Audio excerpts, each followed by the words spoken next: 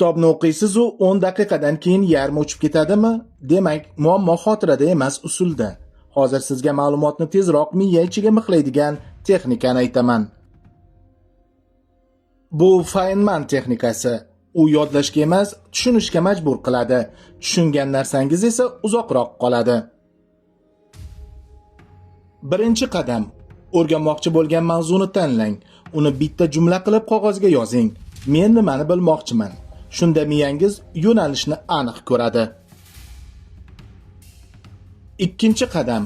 Mavzuni 6 yoshli bolaga tushuntirayotgandek oddiy qilib gapiring. Oddiy tilda ayta olsam, tushunganman qoidasi ishlaydi. Gapni cho'zmay, sodda misol bilan ayting.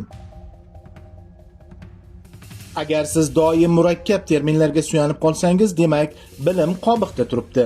Termin niqob bo'lib qolmasin. Oddiy tilda ayta olmaguncha mavzu sizniki bo'lmaydi. Uchinchi qadam. Qaysi joyda to'xtab qoldingiz? O'sha joy sizning bo'shlig'ingiz. Aynan o'sha qismini qayta o'qing, qayta ko'ring, qayta so'rang. Keyin yana boshidan oddiy qilib tushuntirib ko'ring. To'rtinchi qadam. Ma'lumotni soddalashtiring va o'xshatish toping. Masalan, elektr toki, suv oqimi kabi. O'xshatish miya uchun tezkor ko'prik bo'ladi. Miya ma'lumotni shunchaki saqlamaydi, u tushungan narsani muhrlab qo'yadi. Shu sabab yodlashdan ko'ra tushuntirish kuchliroq. Tushuntira olsangiz, esdan chiqishi qiyinlashadi. Siz qaysi mavzuni o'rganishda qiynalyapsiz?